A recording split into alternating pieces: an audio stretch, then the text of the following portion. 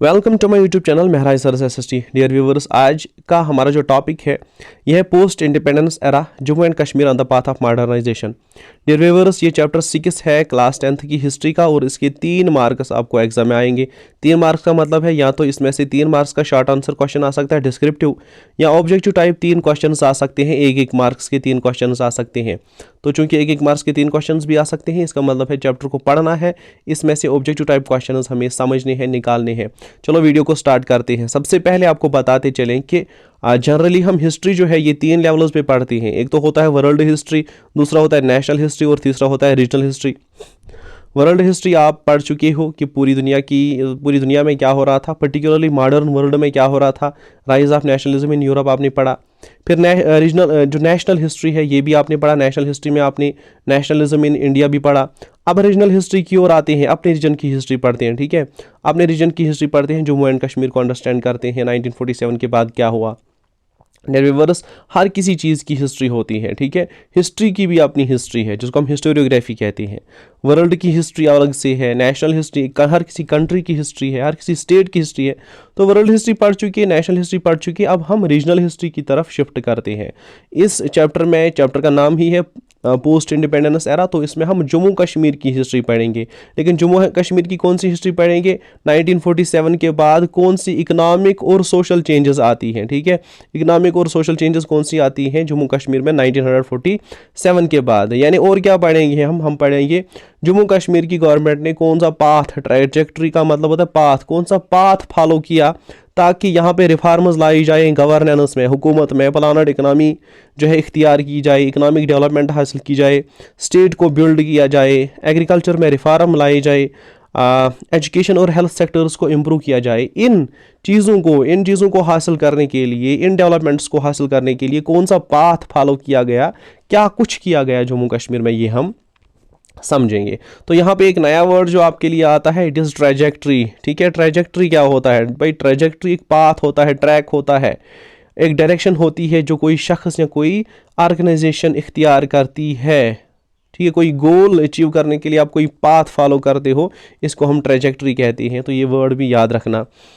ठीक है, तो जम्मू कश्मीर की इस ट्रैजेक्टरी को, इस पाथ को, इस इकोनॉमिक और सोशल डेवलपमेंट को समझने के लिए हम इस सारे चैप्टर को जो है डिवाइड कर रहे हैं 3 फेजेस में। हम इस डेवलपमेंट को जो 1947 के बाद जम्मू कश्मीर में हुई, इसको हम 3 फेजेस में पढ़ेंगे। भाई पहला फेज़ जो है यह होगा 1947 से 1965 तक, ये पहला फेज़ है। दूसरा होगा 1965 से 2019 तक, ये दूसरा फेज़ है। और तीसरा फेज़ जो होगा यह होगा पोस्ट 2019।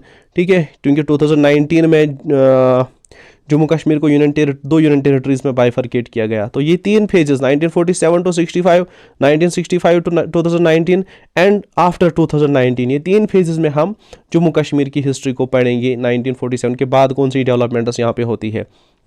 तो यहाँ से हमारा जो पहला फेज़ है ये शुरू होता है, फर्स्ट फेज़ 1947 टू 65। ठीक है, तो फर्स्ट 1947 में थोड़ा सा आपको बताते चले हुआ क्या था। क्योंकि आपको पता है कि आज़ादी के बाद जम्मू कश्मीर के पास एक राइट था, एक चॉइस थी कि या तो वो इंडिया को ज्वाइन करेंगे या तो वो पाकिस्तान को ज्वाइन करेंगे। ठीक है, तो यहाँ की जो गवर्नमेंट थी उन्होंने कहा हम स्टैंड स्टिल रहेंगे, फिलहाल ऐसे ही रहेंगे।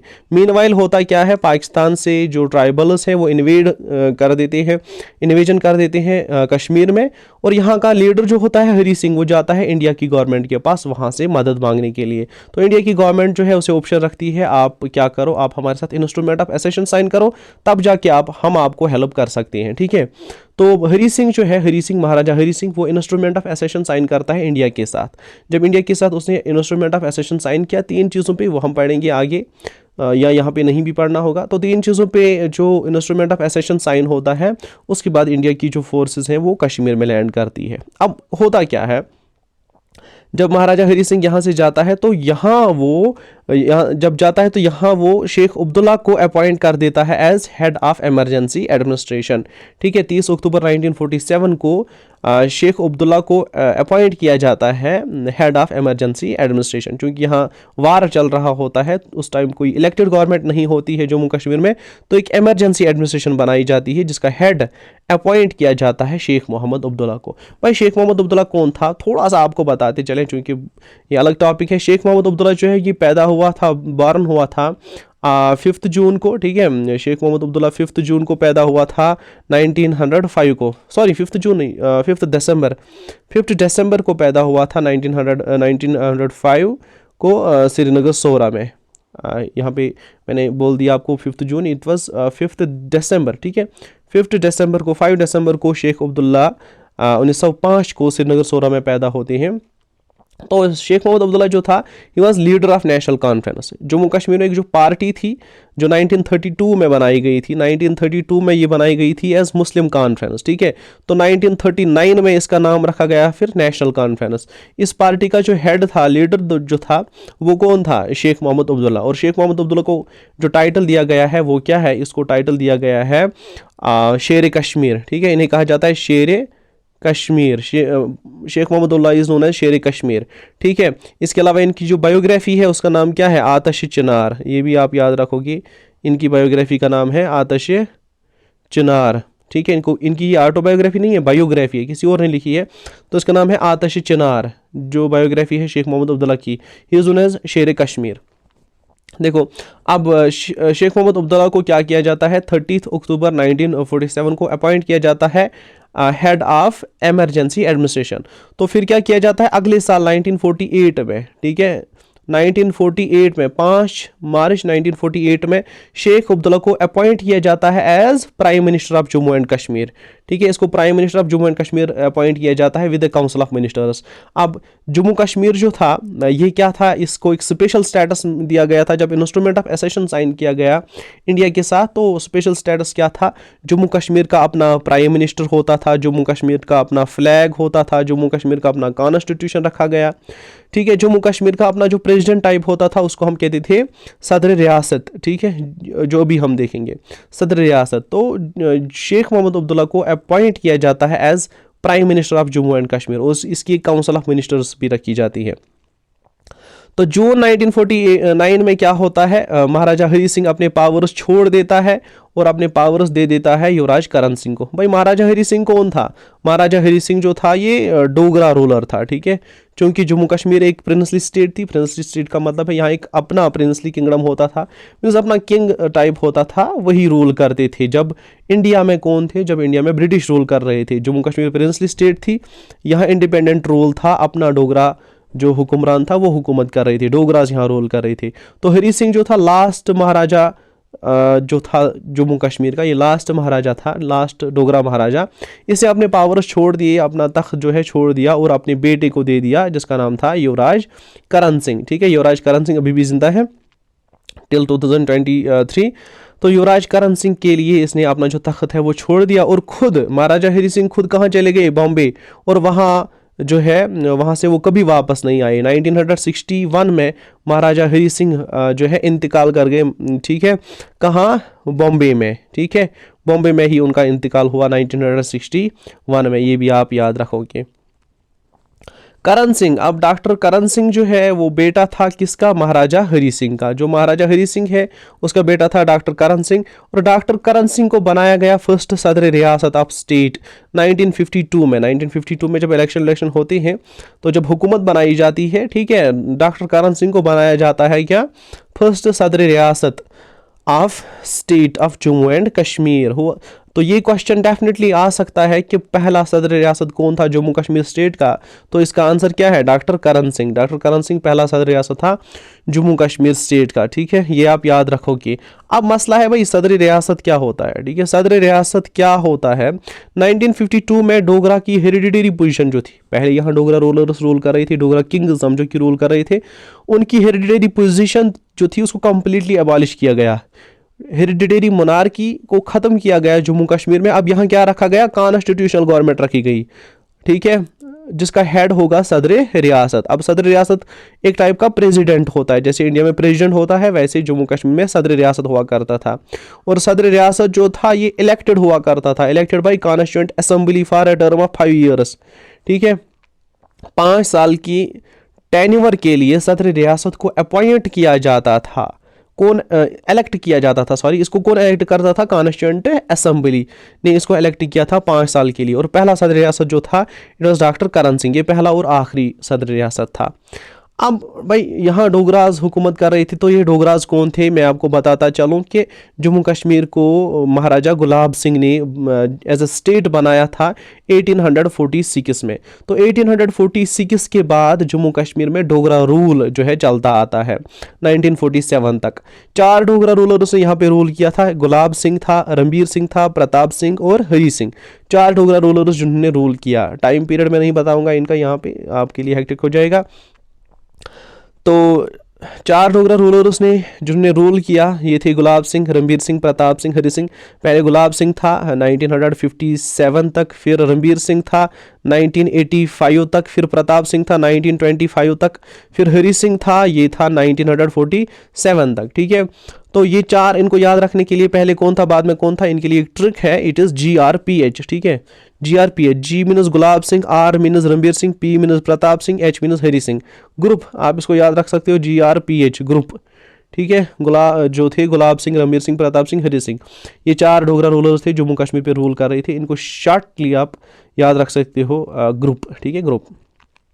अच्छा, अब जम्मू कश्मीर में इलेक्शंस भी हुए। अब जम्मू कश्मीर में यहाँ पे जो फर्स्ट इलेक्टेड, यहाँ एक और क्वेश्चन यहाँ पे बन सकता है, फर्स्ट इलेक्टेड प्राइम मिनिस्टर कौन था जम्मू कश्मीर का? फर्स्ट इलेक्टेड प्राइम मिनिस्टर जो था वो था शेख मोहम्मद अब्दुल्ला। ठीक है, फर्स्ट इलेक्टेड प्राइम मिनिस्टर जो था जम्मू कश्मीर का वो था शेख मोहम्मद अब्दुल्ला, याद रखना है। लेकिन first prime minister, generally first prime minister जो था वो था मिहिर चंद महाजन। ठीक है, मिहिर चंद महाजन था फर्स्ट प्राइम मिनिस्टर। वो नॉमिनेटेड था लेकिन इलेक्टेड, इलेक्शंस के बाद पहला कौन बना, वो था शेख मोहम्मद अब्दुल्ला। ठीक है, तो ये भी आप याद रखोगे। अब जम्मू कश्मीर जो एक नई स्टेट बनी 1947 में, जो इंडिया के साथ इसका इंस्ट्रूमेंट ऑफ एसेशन साइन हुआ। अब इसकी जो प्रायोरिटी थी, इसका जो तरजीह था कि क्या करना है आज़ादी के बाद, नया कश्मीर मैनिफेस्टो को ठीक है रियलिटी में तब्दील करना है। नया कश्मीर मैनिफेस्टो एक ख्वाब देखा था नेशनल कॉन्फ्रेंस के लीडर्स ने कि ऐसे हम कश्मीर को बनाएंगे, वैसे बनाएंगे, ये इकोनॉमिक डेवलपमेंट्स होंगी, ये पॉलिटिकल डेवलपमेंट्स होंगी। अब नया कश्मीर मैनिफेस्टो जो है इसी को एक रियलिटी में तब्दील करना था। अब नया कश्मीर मैनिफेस्टो क्या था, ये बुक में नहीं है, यहाँ पे मैं बता रहा हूँ। नया कश्मीर मैनिफेस्टो जो है ये 1944 में नेशनल कॉन्फ्रेंस ने अडॉप्ट किया। एक प्लान था, ठीक है, एक प्लान था, एक कम्प्रहेंसिव प्लान था। ठीक है, इसमें रखा गया था economic, social, political and cultural reconstruction होनी चाहिए जम्मू कश्मीर स्टेट की। ये प्लान कहा जाता है BPL बेदी ने तैयार किया था। ठीक है, ये इसी ने बनाया था, BPL बेदी ने नया कश्मीर मैनिफेस्टो प्लान जो है ये बनाया था, इसी ने ये लिखा था। नया कश्मीर मैनिफेस्टो को जो 2 पार्ट्स में डिवाइड किया गया था। नया कश्मीर मैनिफेस्टो एक प्लान था, ये 2 हिस्सों में डिवाइड था। क्या था?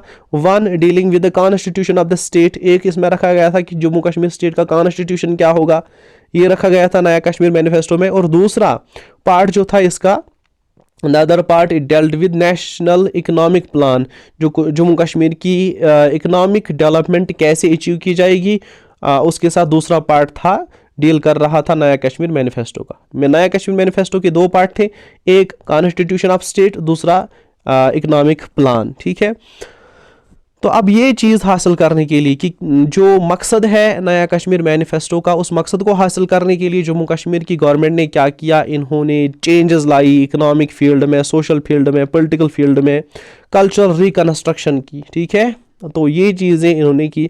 अब इन चीज़ों को हम समझेंगे डिटेल में। इकोनॉमिक रिकंस्ट्रक्शन के लिए क्या कुछ किया, इकोनॉमिक डेवलपमेंट अचीव करने के लिए क्या कुछ किया जम्मू कश्मीर स्टेट ने। तो सबसे पहले आपको पता है जम्मू कश्मीर एक एग्रेरियन सोसाइटी थी, एग्रीकल्चर जो था बैकबोन था यहाँ की इकोनॉमी का। तो सबसे पहले चेंजेस लाई जाती है एग्रीकल्चरल फील्ड में, एग्रीकल्चरल एरिया में। ठीक है, तो 1948 में क्या किया जाता है, पहला स्टेप जो यहाँ की हुकूमत ने उठाया, पहला स्टेप, हम डिफरेंट स्टेप्स में पढ़ेंगे। पहला स्टेप जो था 1948 में नई गवर्नमेंट ने एबॉलिश कर दिया। ठीक है, क्या एबॉलिश किया? जागीर्स को ख़त्म किया, मुआफ़ीज़ को ख़त्म किया, मुकर्ररीज़ को ख़त्म किया। 1948 में जो नई गवर्नमेंट बनाई गई जम्मू कश्मीर में, उसे जागीर्स को ख़त्म किया, मुआफ़ीज़ को ख़त्म किया और मुकर्ररीज़ को ख़त्म किया। Except those granted to religious places and orchards.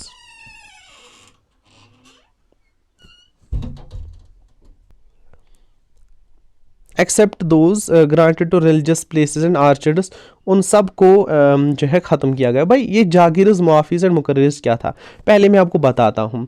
चूँकि जम्मू कश्मीर एक एग्रेरियन सोसाइटी थी, एग्रीकल्चर बैकबोन था, यहाँ जो स्टेट के पास जो सबसे ज़्यादा प्रॉपर्टी हुआ करती थी वो लैंड थी, ठीक है, ज़मीन थी। अब गवर्नमेंट क्या करती थी, ज़मीन देती थी बड़े बड़े लैंड लॉर्ड्स को इन लिeu ऑफ सर्विसेज। यहाँ जो ज़मींदार्स हुआ करते थे, यहाँ जो लैंड लॉर्ड्स हुआ करते थे, उनको गवर्नमेंट की लैंड मिलती थी और ये ज़मींदार्स गवर्नमेंट को टैक्स कलेक्ट करके देते थे लोगों से। और ज़मींदार्स और लैंड लॉर्ड्स क्या करते थे, ये गवर्नमेंट के लिए आर्मी भी रखते थे, जैसे फ्यूडलिज्म था यूरोप में, ठीक है। ज़मीन तो महाराजा की है जो उसने खरीदी थी, ठीक है, कश्मीर खरीदी थी, या ओवरऑल किंग की ही ज़मीन होती है। वो ज़मीन किन को देता है, ज़मीन किन को दी जाती है, ज़मीन दी जाती है लैंड लॉर्ड्स को, ज़मीन दी जाती है ज़मींदार्स को। और ये ज़मींदार्स और लैंड लॉर्ड्स जो है, इनको ज़मीन मिलती है एज जागीर, ठीक है, इनको ज़मीन मिलती है एज जागीर या दूसरी तरह इनको लैंड मिलती है, ताकि ये क्या करें, ये इस लैंड से, इस ज़मीन से टैक्स कलेक्ट करके दें किसको, महाराजा को। अब ये जागीर जो मिलती थी ये डिफरेंट टाइप्स की थी सब, ठीक है। अब इनकी टाइप्स क्या है, ये यहाँ पे जागीर्स, मुआफिज और मुकर्ररीज को ख़त्म किया गया, गवर्नमेंट ने काम किया। अब जागीर क्या है, देखो यहाँ पे समझेंगे। जागीर जो है ये एक लैंड ग्रांट है, दिया जाता है स्टेट की तरफ से किसी शख्स को इन लिeu ऑफ सर्विसेज, ठीक है। मीन्स कोई मिनिस्टर है, कोई गवर्नमेंट का ख़ास बंदा है जो गवर्नमेंट के लिए कुछ काम कर रहा है, उसको सैलरी के बदले में क्या दी जाती है, ज़मीन, ठीक है। उस ज़मीन पे लोग काम करते हैं और लोग इस शख्स को टैक्स देते हैं जिस शख्स को ये जागीर मिली है, ठीक है। अब ये काम जो है, ये जागीर का सिस्टम जो है, ये गवर्नमेंट ने ख़त्म किया, ठीक है, पहला काम। दूसरा काम, मुआफिज को भी ख़त्म किया। अब मुआफिज क्या थी, ये वो लैंड ग्रांट्स थी जो लोगों को मिलती थी लेकिन वो टैक्स नहीं देते थे गवर्नमेंट को। अगर देखो जागीर किसी को मिली, ठीक है, जागीर किसी को मिली, किसी को लैंड के 1000 कनाल मिले। अब ये क्या करता था, इस 1000 कनाल पे खुद काम नहीं करता था, लोगों को इस 1000 कनाल ज़मीन पे काम कराता था, ठीक है। और लोग इस शख्स को टैक्स देते थे, जागीरदार को लोग टैक्स देते थे, और जागीरदार ये टैक्स जो है किंग को देता था, किंग को कलेक्ट करके देता था, तो इसको जागीरदारी सिस्टम कहते हैं।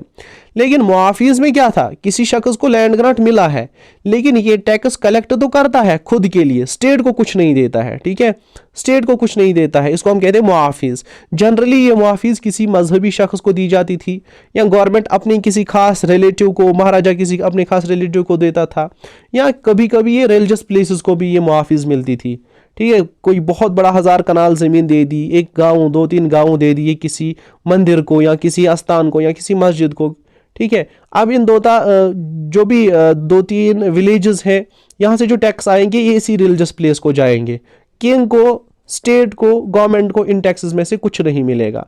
तो गवर्नमेंट ने कहा भाई ये जो है, ये मुआफिज का सिस्टम, इससे भी नुकसान होता है, स्टेट की रेवेन्यू जो है वो ख़त्म होता है, कम होता है, इसलिए मुआफिज को भी ख़त्म किया जाए। और मुकर्ररीज, fixed land grants, fixed cash grants, मुकर्ररीज होती थी फिक्सड कैश ग्रांट्स, कुछ लोगों को गवर्नमेंट के खास जो रिलेटिव्स होते थे महाराजाज के या प्रिंसली हाउस के साथ जो बिलोंग करते थे, या खास कुछ लोग थे, उनको फिक्सड कैश ग्रांट्स मिला करते थे, एक तरह की सैलरी मिला करती थी गवर्नमेंट की तरफ से बिना कोई काम किए, ठीक है। तो इन मुकर्ररीज को भी ख़त्म कर दिया गया। अच्छा, दूसरा काम जो किया गया इसमें एग्रीकल्चरल फील्ड में वो था tenancy amendment act 1948 was passed, ठीक है। टेनेंसी अमेंडमेंट एक्ट 1948 पास किया जाता है। अब टेनेंसी अमेंडमेंट एक्ट क्या, देखो ये क्या होता है, टेनेंसी क्या होता है, क्योंकि क्लास नहीं है यहाँ, टाइम ज़्यादा कंज्यूम हो लग रहा है। अच्छा, टेनेंसी अमेंडमेंट एक्ट क्या होता है, देखो जब महाराजा किसी शख्स को ज़मीन देता है, 1000 कनाल ज़मीन ए को दी गई, ए के पास अब 1000 कनाल ज़मीन है, ठीक है। ये किसने दी, इसको महाराजा ने दी। अब इस 1000 कनाल ज़मीन पे ये ए शख्स खुद काम नहीं करेगा, ये लोगों को देगा ये ज़मीन ऑन रेंट, क्या देगा, रेंट पे, किराए पे देगा। और जो शख्स ज़मीन लेता है किराए पे, ठीक है, और फिर उस पर काम करता है, ज़मींदारी करता है, उसमें से किराया और शेयर देता है इस जागीरदार को। जो काम करने वाला शख्स है इसको हम कहते हैं टेनेंट, ठीक है। एक तो होता है ज़मींदार या जागीरदार, और इस जागीरदार के पास जो ज़मीन है उस पर काम करने वाले को कहते हैं टेनेंट, ठीक है। अब होता क्या था जम्मू कश्मीर में, कोई टेनेंट है, इसको जागीरदार ने 1 साल ज़मीन दी, अगले साल कहता था भाई मैं नहीं दूंगा, दूसरे साल किसी और को ज़मीन दी, तीसरे साल उसको कहता था भाई मैं नहीं दूंगा। अब जो टेनेंट है उसको पता ही नहीं था इस साल मेरे पास ज़मीन है, अगले साल होगी या नहीं होगी। ठीक है, बहुत सारे लोग कश्मीर में ज़मीन के बगैर थे, टेनेंट्स थे। अब इनकी जो इनसिक्योरिटी है, परेशानी है, इसको ख़त्म करने के लिए गवर्नमेंट ने क्या किया, टेनेंसी अमेंडमेंट एक्ट पास किया। इसमें क्या किया गया, it guaranteed their fixity of tenure and maximum rent to be paid to the landlord. इससे कहा कि ये जो फिक्स टेन्योर है इसको फिक्स किया जाए, कि 5 साल के लिए या 10 साल के लिए ये लिख के दिया जाए भाई अगर एक टेनेंट है इसको 5 साल के लिए ज़मीन मिलेगी। अब टेनेंट को पता है भाई अगले 5 साल तक मेरे पास ये ज़मीन रहने वाली है, उसको टेंशन नहीं है, वो काम करेगा, या अगले 10 साल तक ज़मीन मेरे पास रहेगी। ठीक है, ये फिक्स किया गया अंडर टेनेंसी अमेंडमेंट एक्ट। और maximum rent to be paid to the landlord. अब टेनेंट जो है, लैंडलॉर्ड इसको कहता था मुझे 10% चाहिए, किसी साल कहता था मुझे 80% चाहिए, 50% चाहिए। तो रेंट जो है, रेंट इसको भी फिक्स किया गया है कि मैक्सिमम कितनी रेंट एक टेनेंट को देनी है टुवर्ड्स ए लैंडलॉर्ड। ठीक है, तो ये दूसरा काम था। एक पहला काम जो था किया गवर्नमेंट ने वो ये कि जागीरज, मुआफिज और मुकर्ररीज को एबॉलिश किया। दूसरा काम जो था, टेनेंसी अमेंडमेंट एक्ट के तहत टेन्योर को फिक्स किया गया और रेंट पे मैक्सिमम सील लगाई गई कि कितना रेंट देना है एक टेनेंट को टुवर्ड्स अ लैंडलॉर्ड। तीसरा काम जो गवर्नमेंट ने किया, इट वाज लोगों को कर्जाजात से नजात दिलाने के लिए डिस्ट्रेस्ड डेटर्स रिलीफ एक्ट 1950 पास किया गया। ठीक है, डिस्ट्रेस्ड डेटर्स रिलीफ एक्ट 1950 पास किया गया। इसका मकसद था जो कर्जे के नीचे लोग दबे हैं उनको इन कर्जाजात से नजात दिलाई जा सके। तो शेख मोहम्मद अब्दुल्ला ने इसको पास किया था, इसकी गवर्नमेंट ने पास किया था। देखो इसके अंडर क्या किया गया, यहाँ देखो आप, डिस्ट्रेस्ड डेटर्स रिलीफ एक्ट 1950 के तहत क्या किया गया था, लोगों के, पीजेंट्स के कर्जाजात को माफ़ किया गया था। जम्मू कश्मीर में लोग थे उनके, पीजेंट थे, उनके टोटल कर्जाजात जो थे, कर्जे जो थे वो थे 290 लैक्स, मीन्स 2 करोड़ 90 लाख रुपीज़ का कर्जा था लोगों को। इसको रिड्यूस किया गया 98 लैक्स तक, कुछ इनको माफ़ कराया गया और सिर्फ देखो 2 करोड़ 90 लाख का कर्जा था लोगों को। अब इसको रिड्यूस किया गया, कम किया गया तकरीबन 1 ही करोड़ तक। ठीक है, 50% से ज़्यादा, 60% जो कर्जा है लोगों का, 60% लोगों का कर्जा माफ़ कर दिया गया। तो बहुत अच्छी अचीवमेंट थी ये गवर्नमेंट की। अच्छा, डिस्ट्रेस्ड डेटर्स रिलीफ एक्ट तीसरा काम था। और चौथा काम जो किया, बहुत ही ज़बरदस्त काम जो था गवर्नमेंट का, ये था big landed estates abolition act 1950। ठीक है, big landed estates abolition act 1950 में क्या किया गया, लैंडलॉर्डिज्म को ख़त्म किया गया। ठीक है, लैंडलॉर्डिज्म को ख़त्म किया गया और ज़मीन दी गई टिलर्स को without giving any compensation to the actual land owners. यहाँ पे बात समझने की ज़रूरत है। ठीक है, तो पहले मैं यहाँ पे आपको बात समझाता हूँ। मैंने कहा कि जम्मू कश्मीर में लैंड सबसे इंपॉर्टेंट थी, लैंड दी जाती थी लैंडलॉर्ड को। चलो एक लैंडलॉर्ड है, उसको 1000 कनाल ज़मीन मिली। ठीक है, 1000 कनाल ज़मीन मिली एक लैंडलॉर्ड को। इसको किसने दी, गवर्नमेंट ने ज़मीन दी। अब एक बंदा है, उसके पास 1000 कनाल या 2000 कनाल ज़मीन है, ये खुद इस पर काम नहीं करता था, लोगों को काम कराता, लोगों को ये ज़मीन देता था। देखो यहाँ इस तरह इसने लोगों को ज़मीन बांट के दी। अब एक शख्स यहाँ काम कर रहा है, दूसरा यहाँ, तीसरा यहाँ। अब ये जो इस ज़मीन पे काम कर रहे हैं इनको हम कहते हैं टिलर। ठीक है, ये काश्तकार थे, टिलर्स। टिलर्स वो लोग हैं जिनकी अपनी ज़मीन नहीं है, किसी लैंडलॉर्ड की ज़मीन किराए पे लेके उस पर काम करते हैं, उनको टिलर कहते हैं। ठीक है, इनकी अपनी ज़मीन नहीं है, किसी दूसरी की ज़मीन पे काम कर रहे हैं। ठीक, तो गवर्नमेंट ने क्या किया, इस लैंडलॉर्डिज्म को ही ख़त्म किया। कहा भाई एक बंदा जो है उसके पास 1000 कनाल ज़मीन है, इसकी 1000 कनाल ज़मीन जो है नहीं रहनी चाहिए, इससे ज़मीन छीनेंगे और किन को देंगे, टिलर्स को, वो लोग जिनकी ज़मीन है ही नहीं। ठीक है, जो ज़मीन पे काम तो कर रहे हैं लेकिन ज़मीन उनकी नहीं है, उनको टिलर कहते हैं। ज़मीन ट्रांसफ़र कर दी गई लैंडलॉर्ड से टिलर्स को। ठीक है, लैंडलॉर्ड से ज़मीन छीनी गई और किन को दी गई, टिलर्स को। और लैंडलॉर्ड्स को इसके बदले में एक पैसा भी नहीं मिला। ठीक है, फ्री में ज़मीन मिली। टिलर जो थे वो किसी दूसरे शख्स की ज़मीन पे काम कर रहे थे, अपनी ज़मीन उनके पास नहीं थी, उनको अब ज़मीन फ्री में मिली। ठीक है, और कोई भी कंपनसेशन उन्होंने लैंडलॉर्ड को नहीं दी। तो इसके अंडर अगर हम देखें तो एक शख्स को कहा गया भाई एक शख्स के पास टोटल 22.75 एकड़ ज़मीन हो सकती है। मीन्स एक शख्स मैक्सिमम कितनी ज़मीन रख सकता है, 182 कनाल ज़मीन। ठीक है। अब अगर किसी के पास 182 कनाल 182 कनाल से ज़्यादा ज़मीन है, उससे वो ज़मीन ली गई और उस शख्स को दी गई जो उस पर काम करता था। फॉर एग्जाम्पल एक लैंडलॉर्ड है, इसके पास 1000 कनाल ज़मीन है, इससे कहा गया भाई आप सिर्फ 182 कनाल ज़मीन रखो खुद को बस, और बाकी 1000 कनाल उन लोगों को दे दो जो इस पे काम करते हैं, जो टिलर हैं, ठीक है। तो मैक्सिमम सीलिंग क्वेश्चन आ सकता है एग्जाम में। मैक्सिमम सीलिंग क्या रखी गई ज़मीन भी, इट वाज 182 कनाल या 22.75 एकड़, ठीक है। एकड़्स को जब हम कन्वर्ट करते हैं 22.75 एकड़्स को कनाल में कन्वर्ट करते हैं तो ये 182 कनाल बनता है। तो पांचवा काम जो किया गया वो इरिगेशन पर्पसेस के लिए किया गया, ठीक है। डिपार्टमेंट ऑफ इरिगेशन को इस्टेब्लिश किया जाता है, एक नया डिपार्टमेंट खोला जाता है जिसको हम कहते हैं डिपार्टमेंट ऑफ इरिगेशन, ठीक है। तो इरिगेशन का क्या मतलब है, सिंचाई, फसलों तक, ज़मीनों तक पानी पहुंचाना। इसके लिए क्या किया जाता है, एग्रीकल्चर प्रोड्यूस को इंक्रीज़ करने के लिए, बहुत ज़्यादा इंक्रीज़ करने के लिए बहुत सारी कैनाल्स बनाई जाती हैं, नहरें बनाई जाती है। जैसे रणबीर कैनाल बनाई जाती है जम्मू में, मार्टन कैनाल बनाई जाती है कश्मीर में, प्रताप कैनाल बनाई जाती है, ठीक है। ये ऑलरेडी महाराजाज के टाइम में फंक्शनल थी, ठीक है। महाराजाज जो महाराजा हरी सिंह था उसके टाइम पे ये फंक्शनल थी, ये चल रही थी कैनाल्स। इसके अलावा और भी बहुत सारी छोटी छोटी बड़ी बड़ी कैनाल्स बनाई जाती है 1947 के बाद, जिससे क्या होता है, annual growth of food production को इंक्रीज़ किया जाता है, ठीक है। बहुत ज़्यादा इंक्रीज़ होती है annual growth, annual food growth होती है, एनुअल फूड प्रोडक्शन इंक्रीज़ होती है, ठीक है। तो 5 चीज़ें जो अभी तक हमने पढ़ी, अब हम 6 जो सिक्स्थ थिंग है, सिक्स्थ स्टेप है जो उठाया गया था, sixth thing is greater emphasis was put on cooperatives. अब कोऑपरेटिव सोसाइटीज़ को भी बनाया जाता है, कोऑपरेटिव्स बनाई जाती है। अब कोऑपरेटिव सोसाइटी क्या है भाई, कोऑपरेटिव सोसाइटी एक, कोऑपरेटिव्स जो है ये एक गवर्नमेंट की एजेंसीज हैं, गवर्नमेंट की एजेंसीज हैं, समझो कि गवर्नमेंट के बैंक से हैं ये, ठीक है।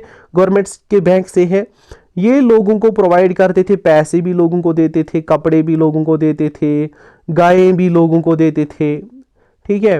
लोगों को कोई भी चीज़ खरीदनी हो तो ये कोऑपरेटिव से खरीदते थे, और ये कोऑपरेटिव से उधार भी खरीद सकते थे, ठीक है। उधार खरीद सकते थे और कोऑपरेटिव ने बहुत कम इंटरेस्ट लेते थे। देखो होता क्या था, पहले कोऑपरेटिव से पहले जो प्राइवेट साहूकार थे या बनियाज थे वो लोगों को कोई चीज़ उधार देते थे, लेकिन उस पर इंटरेस्ट रेट बहुत ज़्यादा होता था। अब गवर्नमेंट को पता चला है भाई ये जो साहूकारस हैं, मनी लेंडर्स हैं, ये लोगों को पैसा देते हैं लेकिन बहुत ज़्यादा इंटरेस्ट लेते हैं और लोग फंस जाते हैं कर्जा जात में। इसके बदले में ये जो कर्जा देने वाली एजेंसी है ये कौन सी होनी चाहिए, गवर्नमेंट की एजेंसी होनी चाहिए। अब गवर्नमेंट की एजेंसीज जो कर्जा देती हैं लोगों को या दूसरी चीज़ें प्रोवाइड करती हैं ऑन लोन पे लोगों को, वो थी कोऑपरेटिव्स। अब कोऑपरेटिव्स को इस्टेब्लिश किया गया था, कोऑपरेटिव्स की मदद से लोगों ने क्या किया, जो उनके कर्जाजात थे उनको, ठीक है, उनके साथ डील करने में उनको आसानी हुई, ठीक है। कर्जजात के परेशानी को दूर किया गया। अच्छा, ये जो कोऑपरेटिव्स थे इनसे फाइनेंस किया जाता था, क्रॉप्स को फाइनेंस किया जाता था। लोग कोऑपरेटिव से पैसा उधार लाते थे, फिर ज़मीन पे ठीक है इन्वेस्ट करते थे, फसलें उगाते थे, फिर इन फसलों को बेचते थे। इस तरह जो पीजेंट्स हैं उनकी इम्प्रूवमेंट के लिए, उनकी बेटरमेंट के लिए कोऑपरेटिव्स को इस्टेब्लिश किया जाता है और इस पर अच्छा खासा ध्यान दिया जाता है। लेकिन हुआ क्या, कोऑपरेटिव्स में मिसमैनेजमेंट हुई, माल एडमिनिस्ट्रेशन हुई, कोऑपरेटिव कुछ ज़्यादा कंट्रीब्यूट नहीं कर सकी जम्मू कश्मीर की इकनॉमी को बेहतर बनाने के लिए, ठीक है। देखो ये एग्रेरियन रिफॉर्म्स थे। देखो ऊपर मैं बोलूँगा आपको एग्रेरियन रिफॉर्म में क्या कुछ किया जाता है। एग्रेरियन रिफॉर्म्स में सबसे पहला काम जो किया जाता है 1949 में गवर्नमेंट अबालिश करती है जागीर्स, मुआफिज और मुकर्ररीज को। दूसरा काम टेनेंसी अमेंडमेंट एक्ट पास किया जाता है 1948 में। तीसरा काम डिस्ट्रेस डेटर्स रिलीफ एक्ट 1950 में पास किया जाता है। चौथा काम big landed status abolition act 1950 में पास किया जाता है। और पांचवा काम डिपार्टमेंट ऑफ इरिगेशन एस्टैब्लिश किया जाता है। छठा काम greater emphasis was put on cooperatives को एस्टैब्लिश किया जाता है, ठीक है। अब हम देखेंगे एजुकेशन के फील्ड में क्या कुछ किया जाता है। देखो जो जम्मू कश्मीर की गवर्नमेंट थी इसने क्या किया, 35% of annual budget was allocated for the expansion of education. तो एजुकेशन को एक्सपेंड करने के लिए 35% जो बजट था जम्मू कश्मीर स्टेट का, ठीक है, उसको रखा गया किसके लिए? एजुकेशन के लिए। बजट का क्या मतलब है भाई? इकोनॉमिक प्लान एक साल में किस चीज़ पे कितना रेवेन्यू खर्च करना है हमें, ठीक है। अगर गवर्नमेंट के पास 1 करोड़ पैसा आता है एक साल में, कहा गया कि 35 लाख रुपया हम सिर्फ रखेंगे किसके लिए? एजुकेशन के लिए, ठीक है। तो 35%, मेरा मतलब नहीं है कि 35 लाख रख रहे, मैं कह रहा हूँ 35% जो बजट है वो रखा गया है एजुकेशन के लिए। आप देखो कि एजुकेशन को कितनी ज़्यादा प्रायोरिटी दी गई। अच्छा, और क्या रखा गया? एग्रीकल्चरल एजुकेशन ज़रूरी बनाई गई। गाँव की जो स्कूल्स थे, विलेज स्कूल्स, उनमें एग्रीकल्चरल एजुकेशन कंपलसरी रखी गई। एक और काम, अहम काम जो है, 1948 में टेक्स्ट बुक एडवाइजरी बोर्ड बनाया जाता है। 1948 में टेक्स्ट बुक एडवाइजरी बोर्ड बनाया जाता है, जिसका काम क्या था कि नई बुक्स बनानी है, ठीक है, नया सिलेबस बनाना है। जो कंटेम्प्रेरी चैलेंजेस आ रही हैं, नया ज़माना है, नई परेशानियां हैं, नए चैलेंज हैं, उनको टैकल करने के लिए नई तरह की एजुकेशन लोगों को देनी है। तो उसके लिए टेक्स्ट बुक बनानी है जिनमें ऐसा कंटेंट हो जो कंटेम्प्रेरी चैलेंजेस का मुकाबला करने के लिए लोगों को मिले, ठीक है। तो एजुकेशन के लिए ये कुछ किया जाता है। इसके अलावा अगर हम देखें, इंडस्ट्रियल सेक्टर को भी डेवलप किया जाता है, ठीक है। बहुत ज़्यादा एफर्ट्स गवर्नमेंट उठाती है ताकि प्रमोट किया जाए इंडस्ट्रियल सेक्टर को। इंडस्ट्रियल सेक्टर को प्रमोट करने के लिए क्या किया जाता है? इंडस्ट्रियल एस्टेट्स इस्टेब्लिश की जाती हैं जम्मू में भी और श्रीनगर में भी, ठीक है। और सिलिक एंड वूलन फैक्ट्रीज भी मॉडर्नाइज की जाती हैं। तो इसको समझते हैं हम इस तरह। इंडस्ट्रियल एस्टेट क्या होता है? इंडस्ट्रियल एस्टेट एक बहुत बड़ा एरिया होता है जिसको गवर्नमेंट फिक्स कर देती है, भाई ये इंडस्ट्रीज के लिए फिक्सड है। अब इस एरिया में इलेक्ट्रिसिटी भी है, ट्रांसपोर्ट भी ठीक है, वाटर भी अच्छा है, ठीक है, बहुत सारी फैसिलिटीज ऐसी हैं कि वहाँ पे इंडस्ट्रीज को सेटअप किया जा सकता है। गवर्नमेंट इस एरिया को सिर्फ फिक्स कर देती है, भाई यहाँ इंडस्ट्रीज को ही डेवलप किया जाना चाहिए। इंडस्ट्रियल एरिया कहा जाता है इस एरिया को। तो जो इंडस्ट्रियल एरिया है जो गवर्नमेंट फिक्स कर देती है किसी एरिया को, कहती है कि ये इंडस्ट्रियल एरिया है, इस इंडस्ट्रियल एरिया को हम इंडस्ट्रियल एस्टेट भी कहते हैं, ठीक है। इंडस्ट्रियल एस्टेट, तो इंडस्ट्रियल एस्टेट एस्टेब्लिश की जाती है जम्मू में भी और श्रीनगर में भी। इसके अलावा जो ऑलरेडी यहाँ सिलिक और वूल की फैक्ट्रीज थी उनको भी मॉडर्नाइज किया जाता है। ये सब इसलिए किया जाता है ताकि एम्प्लॉयमेंट अपॉर्चुनिटीज इंक्रीज हो, लोगों को जॉब्स मिल सके इन इंडस्ट्रीज और फैक्ट्रीज में, ठीक है। तो ये सब कुछ किया जाता है। ये 8 पॉइंट्स वो होते हैं जिनका मकसद था कि जम्मू कश्मीर की इकोनॉमिक डेवलपमेंट हो। फिर से बोलेंगे, मैं रिपीट करूंगा, रिवाइज करूंगा इन 8 पॉइंट्स को। जो है 1948 में नई गवर्नमेंट जो है एबॉलिश कर देती है जागीर्स, मुआफिज और मुकर्ररीज को। दूसरा, टेनेंसी अमेंडमेंट एक्ट 1948 में पास किया जाता है। तीसरा, डिस्ट्रेस्ड डेटर्स रिलीफ एक्ट 1950 में पास किया जाता है। चौथा, big landed status abolition act 1950 में पास किया जाता है। पांचवा, डिपार्टमेंट ऑफ इरिगेशन एस्टैब्लिश किया जाता है। छठा, कोऑपरेटिव्स एस्टैब्लिश की जाती हैं। और सातवां जो है मॉडर्न एजुकेशन पे ज़्यादा ध्यान दिया जाता है, ठीक है। और आठवां जो है प्रमोशन ऑफ इंडस्ट्रीज, बहुत ज़्यादा एफर्ट्स उठाए जाते हैं ताकि इंडस्ट्रीज़ को प्रमोट किया जाए, जिसके लिए इंडस्ट्रियल एस्टेट्स जम्मू में भी और श्रीनगर में भी डाली जाती है और सिलिक और वूल की फैक्ट्रीज़ को मॉडर्नाइज किया जाता है। तो फिर क्या होता है, इसके साथ साथ जब इतना कुछ हो रहा था, जो शेख मोहम्मद अब्दुल्ला है उसकी गवर्नमेंट काफ़ी कुछ अचीव कर रही थी, ठीक है, काफ़ी कुछ अच्छा कर रही थी। तो उसकी जो थिंकिंग है यहाँ पे लिखा है, तो सिनेरियो कुछ और भी हो सकता है, मैं यहाँ पे नहीं बोल सकता, मैं वही बोलूँगा जो टेक्स्ट बुक में लिखा है, ठीक है। तो क्या लिखा है कि शिफ्ट आता है, एक चेंज आती है शेख अब्दुल्ला की थिंकिंग में। अब उसको लगता है कि जम्मू कश्मीर जो है इसको मैं आज़ाद स्टेट भी रख सकता हूँ, ठीक है। एक चीज़ जो मैं पॉजिटिव बोलूँगा महाराज इसके बारे में, शेख मोहम्मद अब्दुल्ला के बारे में, वो ये था कि वो जम्मू कश्मीर स्टेट को सेल्फ सफिशेंट बनाना चाहते, ठीक है, सेल्फ सफिशेंट। वो नहीं चाहते थे कि जम्मू एंड कश्मीर डिपेंडेंट बन जाए इंडिया की स्टेट पे। वो नहीं चाहते थे कि जम्मू कश्मीर स्टेट डिपेंडेंट बन जाए इंडिया की गवर्नमेंट पे, इंडिया की कंट्री पे, ठीक है। आपने सुना भी होगा कि शेख मोहम्मद अब्दुल्ला ने कहा था लोगों को कि ٲلوَن पे ही करो गुजार, ठीक है, ٲلوَن पे ही करो गुजार ताकि ये कश्मीरस मज नेरान कशिर गसन ती खेन, ठीक है, तिम गसन हिंदुस्तान किस राशनस पे डिपेंड गसन कह। तो ये कुछ कहा जाता है कि शेख अब्दुल्ला की ये थिंकिंग थी। यहाँ पे क्या लिखा है कि शेख अब्दुल्ला की थिंकिंग जो थी वो क्या थी कि अब उनकी थिंकिंग में एक चेंज आती है। लिखा है, Sheikh Abdullah try to mislead the people of region on the issue of self determination. Self determination के इशू पे सेल्फ डिटर्मिनेशन के इशू पे शेख मोहम्मद अब्दुल्ला ने क्या किया, मिसलीड किया जम्मू कश्मीर के लोगों को। तो मतलब क्या है इसका, शेख मोहम्मद अब्दुल्ला कह रहे थे कि अब हम खुद डिसाइड करेंगे कि क्या हम इंडिया के साथ रहना चाहेंगे, पाकिस्तान के साथ रहना चाहेंगे या आज़ाद रहना चाहेंगे। ठीक है, शेख मोहम्मद अब्दुल्ला की थिंकिंग में एक शिफ्ट आती है, चेंज आती है। वो कह रहे हैं अब कि कश्मीर के लोगों का हक है, वो खुद डिसाइड करेंगे whether they want to remain independent, whether they want to join India और they want to join Pakistan. ठीक है, उसने कहा कि ये जो instrument of accession India Kashmir ने साइन किया है इंडिया के साथ, ये टेम्पररी है। जब उसने ये कुछ कहा कि कश्मीर के लोग खुद डिसाइड करेंगे, इंस्ट्रूमेंट ऑफ एसेशन टेम्पररी है, जब उसने ये बातें की तो उसको अरेस्ट किया इंडिया की गवर्नमेंट ने। ठीक है, तो क्या लिखा है, as such government of India started losing faith in him. तो गवर्नमेंट ऑफ इंडिया जो है उसको भरोसा नहीं रहा शेख मोहम्मद अब्दुल्ला पे, और finally he was arrested in 1953 and was imprisoned. उसको अरेस्ट किया जाता है 1953 में और उसको जेल में डाल दिया जाता है। ठीक है, जेल में डाल दिया जाता है शेख मोहम्मद अब्दुल्ला को तकरीबन 15 साल के लिए। तो शेख मोहम्मद अब्दुल्ला जो है इसको अरेस्ट किया जाता है 1953 में, इसको बंद रखा जाता है, जेल में भर दिया जाता है तकरीबन 15 सालों के लिए, 15 सालों के लिए। और इसके बाद कश्मीर का प्राइम मिनिस्टर जो है वो कौन बनता है, Bakshi Ghulam Mohammad. Bakshi Ghulam Mohammad became the next prime minister of J&K in 1953। तो बख्शी गुलाम मोहम्मद के टाइम में कौन सी चेंजेस आती हैं, बख्शी गुलाम मोहम्मद के टाइम में कौन सी डेवलपमेंट्स होती हैं, वो हम नेक्स्ट वीडियो में डिस्कस करेंगे। नेक्स्ट वीडियो मैं तभी बनाऊंगा जब आपका अच्छा रिस्पॉन्स आएगा कि ये वीडियो जो है अच्छी रही और आपको फ़ायदा इससे हुआ, तभी जाके मैं कंटिन्यू कर सकता हूँ। Thanks for watching this video. इस चैनल को सब्सक्राइब कीजिए, वीडियो को लाइक कीजिए और कमेंट कीजिए। Thank you.